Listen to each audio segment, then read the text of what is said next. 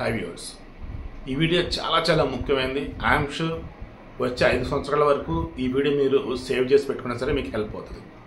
ముందుగా చంద్రబాబు నాయుడు గారు అంటే కూడా ఒక మాటతో ఈ వీడియో స్టార్ట్ చేస్తాం. 5 ఏళ్లుగా ఈ రోజు కోసమే ఆంధ్రప్రదేశ్ ప్రజలు ఎదురు చూస్తున్నారని చెప్పేసి అన్నారు. వాస్తవానికి అలా ఉంది కొందరు.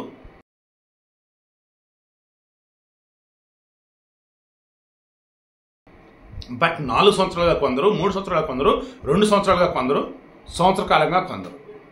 ఎవరు వీళ్ళంతా? జగన్మోహన్ రెడ్డి పరిపాలనను చూసి వామ్మో వైసీపీని భయపడుతున్న వాళ్ళు, ఒక్క ఛాన్స్ ఇచ్చినందుకు గాను నరకం చూపిస్తానని చెప్పేసి అనుకుంటున్న వాళ్ళు, ఏపీకి వైసీపీ నుంచి విముక్తి కలగాలంటే ఇక్కడ ఎన్నికలు రావని చెప్పేసి కోరుకుంటున్న వాళ్ళు. ఓకే, ఇక ఇప్పుడు జగన్కి సంబంధించి ఈవెన్ రేపటి నుంచి ఈ పిల్లలకి ఇచ్చే చిక్కీలు ఉన్నాయి కదా, ఏది వేరుశనగ పప్పు చెక్క లాంటివి, వాటి మీద కూడా జగన్ వాళ్ళు ఏం చేస్తున్నారు? ఆయన ఫోటో వేసేసి ప్రచారం. సో ఎన్నికలు కూడా అమల్లోకి వచ్చేసింది, షెడ్యూల్ ఇచ్చేసి ఉన్నారు.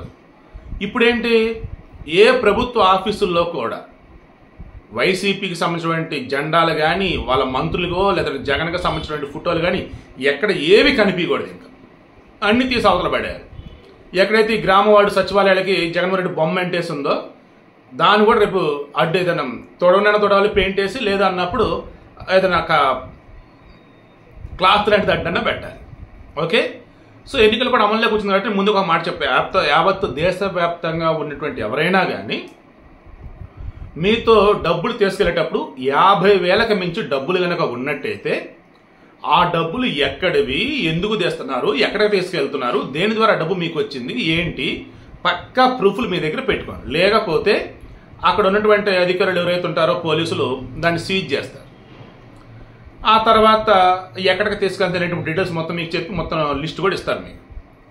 అగైన్ మరలా మీరు పక్కా ప్రూఫ్లు తీసుకుని వెళ్ళి వాటిని విడిపించుకోవాల్సి ఉంటుంది. ఇన్ కేసు అది బల్క్ అమౌంట్ లెక్కలు లేదనుకో ఇన్కమ్ ట్యాక్స్ వాళ్ళకి అప్పచెప్తారు.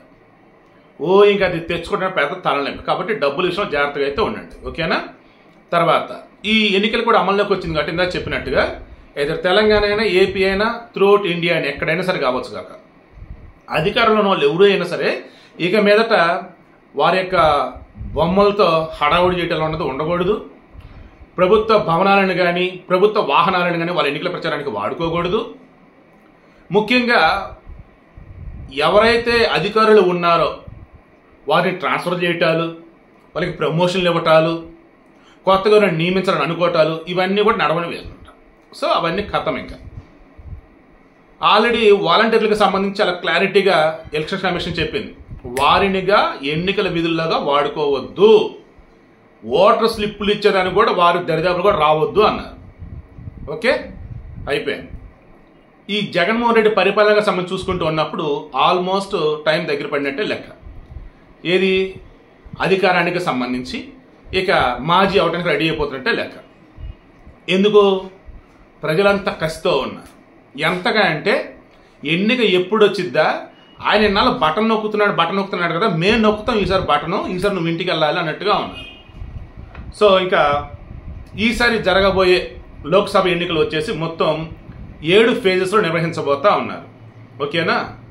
ఈ 7 ఫేజెస్లో ఫస్ట్ ఫేజ్ వచ్చేసి ఏప్రిల్ 19, సెకండ్ ఫేజ్ వచ్చేసి ఏప్రిల్ 26, థర్డ్ ఫేజ్ వచ్చేసి మే 7, ఫోర్త్ ఫేజ్ వచ్చేసి మే 13. ఈ మే 13నే తెలంగాణలో ఉన్నటువంటి 17 లోక్సభ నియోజకవర్గాలకి, ఆంధ్రప్రదేశ్లో ఉన్నటువంటి 25 లోక్సభ నియోజకవర్గాలతో పాటు 175 అసెంబ్లీ నియోజకవర్గాలు కూడా ఎన్నిక అనమాట.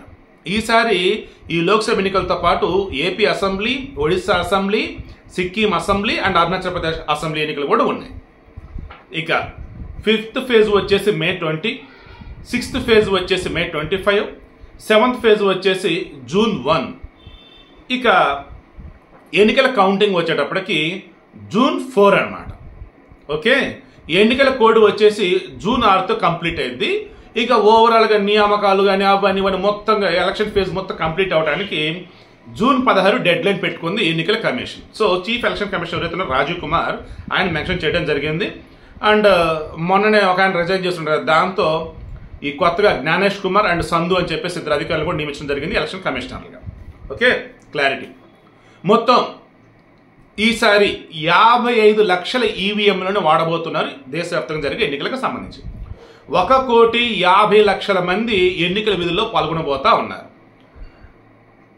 10.5 లక్షలు అంటే 10,50,000 పోలింగ్ స్టేషన్లు మన భారతదేశంలో ఈసారి ఉండబోతా ఉన్నాయి. తర్వాత కొత్త ఓటర్లు 1,82,00,000 మంది ఉంటే ఓవరాల్ ఓటర్లు వచ్చేసి 96,88,00,000 మంది ఉన్నారు. ఇందులో 49.7 కోట్ల మంది వచ్చేసేమో మగవారు, 47.1 కోటి మంది వచ్చేసేమో ఆడవారు. ట్విస్ట్ ఏంటంటే 12 రాష్ట్రాలలో ఆడవారే మగవారి కన్నా ఎక్కువ ఉన్నారనమాట. ఓకే, ఇక ఏది పడితే న్యూస్ ప్రచారం చేయడానికి వీల్లేదు, తేడా పడితే తీసుకొని లోపలేస్తారు, ఇంక్లూడింగ్ వాట్సాప్, సోషల్ మీడియాలో ఉన్న ఫేస్బుక్, ఇన్స్టాగ్రామ్, ఏదైనా ఫ్యాక్ట్ చెక్ చేసి ఇది నిజం అబద్ధం అనేది ఎలక్షన్ కమిషన్ వాళ్ళే చెప్తారు. తర్వాత ఇందులో మెయిన్గా మనం మాట్లాడుకోవాల్సినది ఏంటి, మొత్తం ఎన్ని స్థానాలకి ఈసారి ఎన్నికలు జరగబోతున్నాయి. మామూలుగా లోక్సభ అనగానే 545 మంది ఉంటారు. బట్ 543 మందికే 543 మంది కోసం ఎన్నికలు జరుగుతాయి.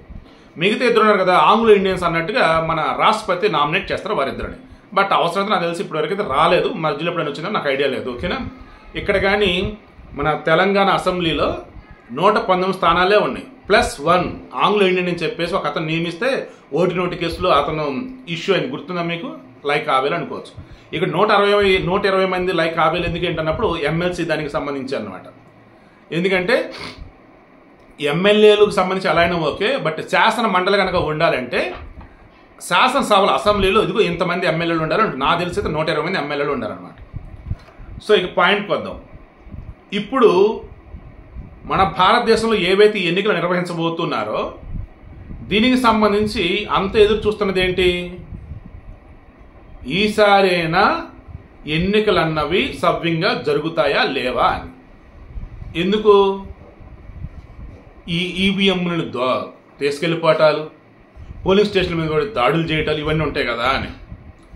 అండ్ ఎన్నికల కమిషన్ వాళ్ళు బ్యాలెట్లో పెడతారేమని కొంతమంది అనుకుంటూ ఉన్నారు. బట్ ఈసారి కూడా ఈవీఎం మిషన్లే. వాస్తవానికి మన వాళ్ళు ఫాలో అయ్యేది ఈ బ్రిటిష్ వాళ్ళది అనమాట, ఫాలో అయ్యేది ఎన్నికల సిస్టమ్ లైక్ ఇదంతా కూడా. అక్కడ వచ్చేసి ఒకే రోజు ఎన్నిక పెడతారు, ఈవినింగ్ ఎగ్జిట్ పోల్స్, నైట్ వచ్చేసి కౌంటింగ్, ఎర్లీ మార్నింగ్కి ఎవరు గెలిచారు ఏంటని చెప్పేస్తారు. మన దగ్గర అలా కాదు, ఫేజెస్ వైజ్ పెట్టి ఫైనల్గా అన్ని ఒక చోట చేర్చి ఈవీఎంలు చేస్తారు. కాపాడి ఒక డేట్ అనుకొని ఆ రోజు ఈవీఎం మెషిన్లు కాబట్టి 1 by 1 కౌంట్ చేస్తున్న మధ్యాహ్నం రిజల్ట్ అనేది వచ్చేసింది. సో మీలో ఇంకా ఎవరైనా కానీ ఎన్నికలు కూడా నిబంధనలు తెలియకుండా డబ్బు క్యారీ చేసినా చాలా ఇబ్బంది పడతారు. కాబట్టి దయచేసి జాగ్రత్తగా అయితే ఉండండి. ఈ ఎన్నికలు కూడా ఈ రోజు నుంచి అమల్లోకి వచ్చినట్టు లెక్క. ఇంకా ఏమైనా డౌట్స్ ఉంటే కింద కామెంట్ రూపంలో తెలియచేయండి.